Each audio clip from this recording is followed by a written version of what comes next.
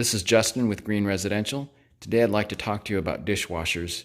If you're moving from an older house into a newer house and you go to turn the power on to the dishwasher, you may be surprised that there's no power. If this happens to you, look on the counter for a switch. New houses, they have a switch that turns the power on and off to the dishwasher. So as we can see, that switch turned the power on.